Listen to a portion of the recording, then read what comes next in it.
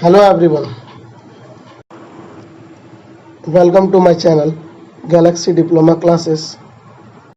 अगर आपने अभी तक मेरे चैनल को सब्सक्राइब नहीं किया है तो सब्सक्राइब करें और बेल बटन को दबाना ना भूलें, ताकि आज का हमारा टॉपिक है what is centrifugal tension in belt, derive an expression for centrifugal tension, effect of centrifugal tension on power transmission through belt.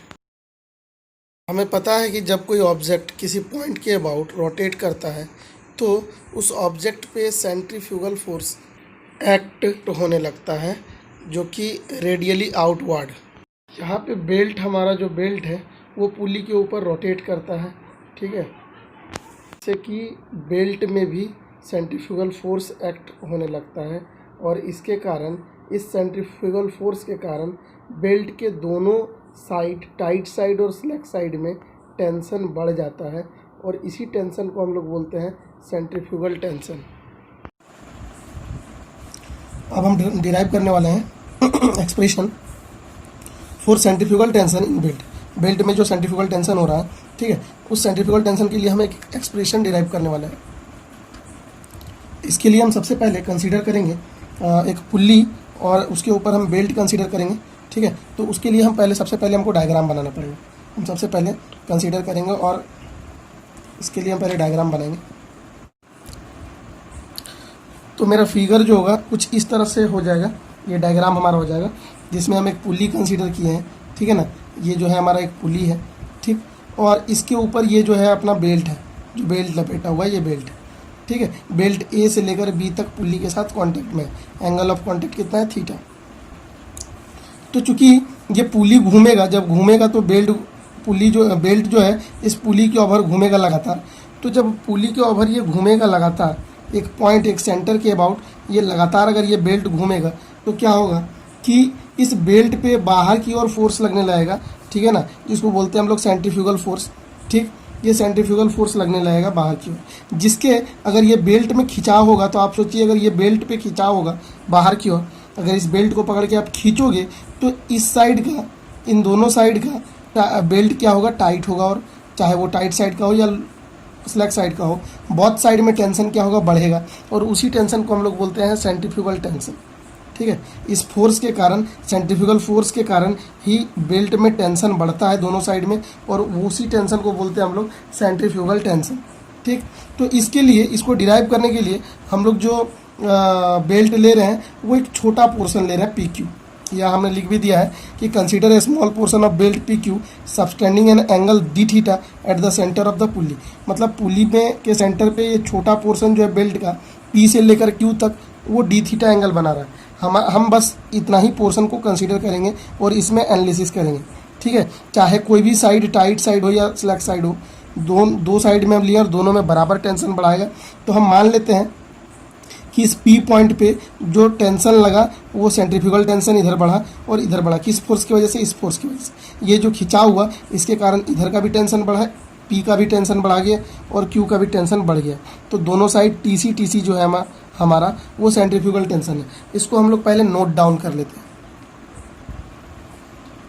तो सबसे पहले हम लोग गिवन डाटा लिख लिए हैं, कुछ मानना पड़ेगा। जैसे एम हमने क्या माना, mass of belt per unit length. एक यूनिट लेंथ का जो मास लिए हैं बेल्ट का वो है एम, और ये केजी में रहेगा डिनोट, ठीक है। ये अपना जो है केजी में बताएगा, क्योंकि मास का यूनिट जो है केजी होता है। फिर भी हमने मान लिया है लीनियर वेलोसिटी ऑफ बेल्ट, जो कि इसका यूनिट होगा मीटर पर सेकेंड। आर जो होगा वो रेडियस ऑफ पुल्ली होगा, ठीक है ना। ये जो पुल्ली है अपने पास, ये जो पुल्ली है उसका रेडियस क्या होगा, उसको हमने लिया है आर, ठीक है। तो वो हो गया आर। और टीसी जो है, ये टीसी को हम लोग मान लिया है सेंट्रीफ्यूगल टेंशन, और हमें यही फाइंड आउट करना है कि ये टीसी कितना होगा, ठीक है। टीसी के लिए एक्सप्रेशन हमें निकालना है, ये टीसी कितना होगा ये हमें फाइंड आउट करना है। तो चूँकि हमने ये पी क्यू बेल्ट जो है, पी क्यू पोर्सन जो है कंसीडर किया है, तो सबसे पहले हम इस पी क्यू का लेंथ निकाल लेते हैं कि आखिर इस पी क्यू बेल्ट का लेंथ कितना है। तो हम लिखेंगे कि the length of the belt PQ, और ये PQ जो है एक आर्क के फॉर्म में है, ठीक है ना। और किसी आर्क का अगर लेंथ निकालना हो तो आपको क्या करना पड़ेगा, इसका जो रेडियस है उस रेडियस को गुना करना पड़ेगा इस आर्क के द्वारा जो सेंटर पे एंगल बन रहा है उससे। तो यानी इसका रेडियस है आर और एंगल कितना बनाया जा रहा है इस आर्क के द्वारा डी थीटा, मतलब ये लेंथ हो जाएगा पी क्यू का, लेंथ ऑफ पी क्यू हो जाएगा आर इंटू डी थीटा। ठीक है, आगे अगर हम मास निकालना चाहें, मास of the belt p Q, तो हम पहले ही मान चुके हैं कि m जो है वो क्या है, यूनिट लेंथ का मास है। ठीक है ना, हम पहले मान चुके हैं कि m जो है मास of the belt per unit length, मतलब एक यूनिट लेंथ का, पर यूनिट लेंथ का जो मास है वो m है। ठीक है, तो अगर इतना लेंथ है उसका मास जानना है तो यूनिट वाले से अगर गुना कर देंगे तो टोटल मास निकल जाएगा। ठीक है, आपको इकाई का पता हुआ है, ठीक है ना, कि एक मीटर अगर है मान लीजिए, ठीक है, एक इकाई लेंथ है तो उसका मास है कितना, m। तो अगर इतना लेंथ हो जाएगा तो और मास निकालना है उसका, तो हमको m से क्या करना पड़ेगा, इंटू करना पड़ेगा। यानी टोटल मास अगर देखें तो m into r into d theta, इतना हो जाएगा इसका मास। ठीक है, तो इस बेल्ट का मास जो है वो हो गया m into r into d theta, length हम निकाल चुके हैं इतना। ठीक है, अगर हम सेंट्रीफ्यूगल फोर्स निकालना चाहें कि इस बेल्ट का पोर्शन पे, इस पी क्यू बेल्ट पे कितना सेंट्रीफ्यूगल फोर्स लगता है, तो हम निकाल सकते हैं। Therefore centrifugal force acting on the belt p Q में जो सेंट्रीफ्यूगल फोर्स एक्ट करेगा वो कितना होगा, तो हम बोल सकते हैं कि ये जो एफ सी बराबर है, एफ सी हमारा सेंट्रीफ्यूगल फोर्स है, f C equal to, formula क्या होता है सेंट्रीफ्यूगल फोर्स का, तो होता है मास, जिस बॉडी पे निकाल रहे हैं उसका मास, इनटू उस बॉडी के वेलोसिटी का स्क्वायर, डिवाइडेड बाय वो बॉडी जिस पॉइंट के अबाउट घूम रहा है उसका रेडियस, जिस सर्कल में घूम रहा है उसका रेडियस। ठीक है, तो हम क्या करेंगे, एफ सी इक्वल टू निकाल लेंगे। सबसे पहले तो mass of the belt p q कितना आया है, वो आया है m r d theta into velocity हम भी मान चुके हैं तो भी का स्क्वायर डिवाइडेड बाय रेडियस हम आर मान चुके हैं तो आर, ये आर से आर क्या हो गया, कैंसिल हो जाएगा। तो एफ सी यानी जो सेंट्रीफ्यूगल फोर्स है बेल्ट पी क्यू पे वो कितना लगेगा, एम डी थीटा इंटू भी स्क्वायर, ये आपने क्या निकाला, ये है एफ सी। अब फिर से हम डायग्राम पे ध्यान देंगे और डायग्राम में क्या करना हमें कि ये जो टी सी है ये दोनों साइड है, बहुत साइड, ठीक है ना। तो इस टी सी को चूँकि ये इंक्लाइंड है तो इसे हम पहले कंपोनेंट में तोड़ेंगे। ठीक है, और वो कंपोनेंट कैसे तोड़ेंगे, तो यहाँ से ये जो लाइन देख रहे हैं आप हॉरिजॉन्टल, यहाँ से आप पहले एक वर्टिकल लाइन खींचेंगे यहाँ पे। तो हमने ये वर्टिकल लाइन खींच लिया है। ठीक है, इस वर्टिकल लाइन में देखिए कि अगर ये पूरा एंगल डी थीटा है, ये अगर पूरा एंगल डी थीटा है तो ये छोटा एंगल जो ऊपर बनेगा ये डी थीटा बाई 2 होगा और ये 90 डिग्री है। ठीक है ना, तो ये 90 डिग्री, ये डी थीटा बाई 2, तो ये 90 माइनस डी थीटा बाई 2, तो ये भी होगा 90 माइनस डी थीटा बाई 2। ठीक है, ये 90 तो ये हो जाएगा थीटा डी थीटा बाई 2, तो ये भी होगा डी थीटा बाई 2। ठीक है, अब इसको अगर कंपोनेंट में तोड़ेंगे तो ये फर्स्ट क्वाड्रेंट में आपको साफ साफ दिख रहा है कि इस तरह से टूटेगा। ठीक है, इस तरह से ये टूट जाएगा टी सी, और कितना में टूटेगा, तो हम लिख सकते हैं इसको, इस टी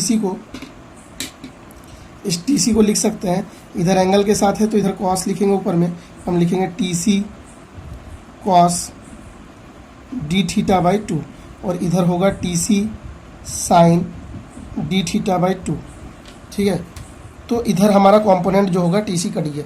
सेम हम अगर नीचे की ओर जो टी सी है अगर उसमें भी कंपोनेंट हम तोड़ते हैं इसी तरह का, तो आप जब इसको नीचे भी परपेंडिकुलर खींचोगे, ठीक है, तो नीचे भी जब परपेंडिकुलर खींचोगे तो ये कुछ इस तरह से बटेगा। ठीक है, और ये एंगल जो होगा यहाँ पे वापस से ये डी थीटा बाई 2 होगा और ये भी हो जाएगा अपना डी थीटा बाई 2, और इसको जब तोड़ेंगे तो यहाँ पर लिख सकते हैं टी सी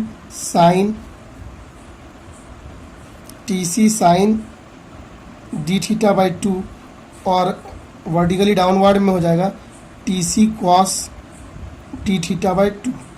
तो ये हो गया अपना एंगल टूट चुका है। एक बार आप ध्यान से देख ले इस चीज़ को, ठीक है, कि किस तरह से हमने तोड़ा इसको। और अब जो है हम आगे इसको इक्वेट करेंगे, ठीक है। अब हम क्या कर रहे हैं, इक्वेट कर रहे हैं हॉरिजेंटली। इसके लिए आप फिर से एक बार डायग्राम पे फोकस करें, ठीक है। ये जो हमारा डायग्राम है, ठीक है, इसमें आपको इक्वेट करना है हॉरिजेंटली, ठीक है ना। माने हम हॉरिजेंटल फोर्स को इक्वेट करेंगे, क्योंकि सेंट्रीफ्यूगल फोर्स जो है हॉरिजेंटली लग रहा है। और आप अगर देखें क्लियरली कि वर्टिकल में force t c cos d theta by 2 ऊपर है और t c cos d theta by 2 नीचे है।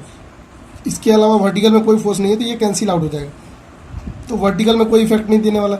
ये centrifugal force horizontal x axis पे लग रहा है, तो हम सिर्फ हॉरिजेंटली इक्वेट करेंगे, ठीक है।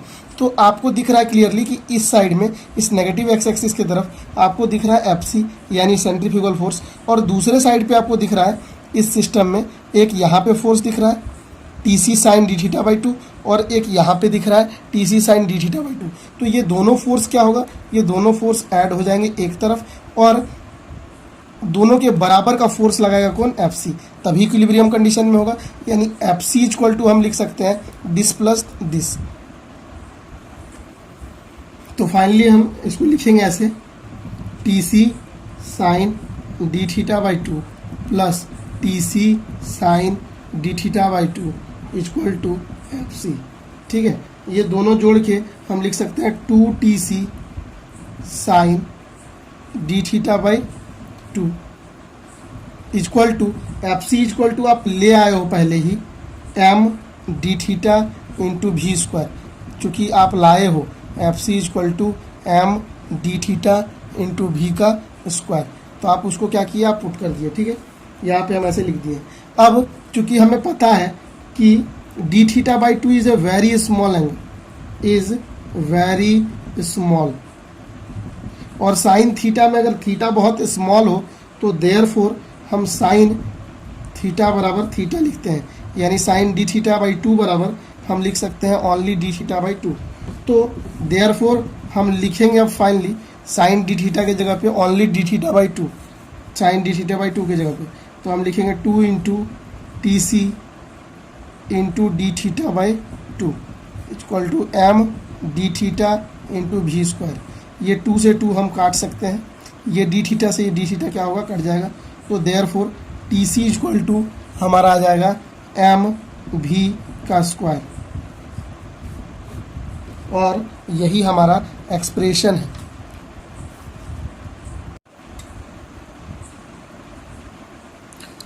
अब हम देख रहे हैं कि सेंट्रीफ्यूगल टेंशन का आखिर पावर ट्रांसमिशन में क्या इफेक्ट है। वो पावर ट्रांसमिशन को बढ़ाएगा, घटाएगा, या फिर कोई इफेक्ट नहीं डालेगा, हम इसको ज़रा देखना चाहते हैं। तो हमने कंसीडर कर लिया है एक ड्रिवन पुल्ली, ठीक है। मान लेते हैं ये ड्रिवन पुल्ली है और ये इस तरह से घूम रहा है। अगर इस तरह से घूम रहा है तो बेल्ट जो होगा इस पर लपेटा हुआ, ड्रिवन पुल्ली पे जो बेल्ट होगा लपेटा हुआ, अगर उस पर देखें तो एक हो जाएगा इस साइड, हो जाएगा slack side,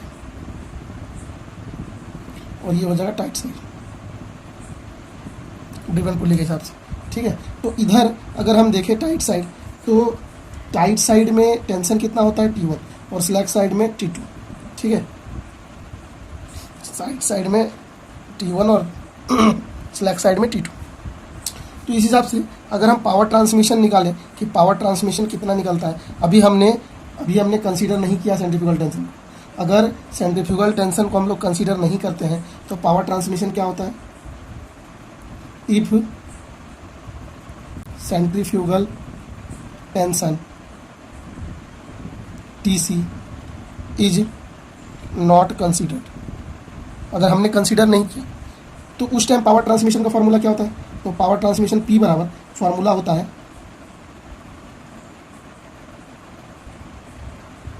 tension in tight side minus tension in slack side into velocity of belt.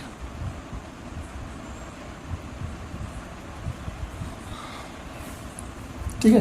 तो अगर अभी के हिसाब से मान लीजिए कि हम मान लेते हैं कि v जो है, v is the velocity of belt, अगर सपोज ऐसा हम मान लिए, ठीक है ना, तो हम क्या लिखेंगे, टेंशन इन टाइट साइड जो है, ठीक है, वो हमारा T1 है माइनस T2 है और इंटू v है। ये होता है पावर ट्रांसमिशन का फॉर्मूला। कब? जब हम लोग जो है कंसीडर नहीं किए हैं सेंट्रीफ्यूगल टेंशन को। अब अगर हम लोग कंसीडर करते हैं, if centrifugal tension TC is considered, अगर हमने कंसीडर कर लिया है, फार्मूला हम फिर से लिखेंगे, तो फार्मूला होता है tension in tight side minus tension in slack side into velocity, ठीक है। तो हम लिख सकते हैं, इस बार जब हम लोग कंसीडर किए हैं, तो कंसीडर अगर करेंगे सेंट्रीफ्यूगल टेंशन, तो जो फोर्स लगता है बाहर की ओर FC, इन दोनों के कारण, इस फोर्स के कारण दोनों तरफ सेंट्रीफ्यूगल टेंशन बढ़ता है, TC दोनों तरफ बढ़ता है। यानी अब जो है टाइट साइड का टेंशन हो गया T1 प्लस TC और स्लैक साइड का टेंशन हो गया T2 प्लस TC। तो हम टाइट साइड में लिख सकते हैं T1 प्लस TC और स्लैक साइड में लिख सकते हैं T2 प्लस TC और इंटू V। अगर हम इसको ब्रैकेट के बाहर ले लें तो ये कुछ ऐसा हो जाएगा, ठीक है, ये कुछ ऐसा हो जाएगा minus T2 minus TC into V, और फाइनली P बराबर, ये TC से TC कट जाएगा, तो finally T1 minus T2 into V। यानी फिर से वही आ गया जब हम लोग नहीं कंसीडर किए थे तब। यानी अगर हम कंसीडर करेंगे तब भी कोई इफेक्ट नहीं दिखेगा आपको, तब भी कोई इफेक्ट पावर ट्रांसमिशन में आपको नहीं दिखने वाला है, ठीक है। यानी there is no effect of centrifugal tension on power transmission, कोई इफेक्ट नहीं होता है सेंट्रीफ्यूगल टेंशन का पावर ट्रांसमिशन में।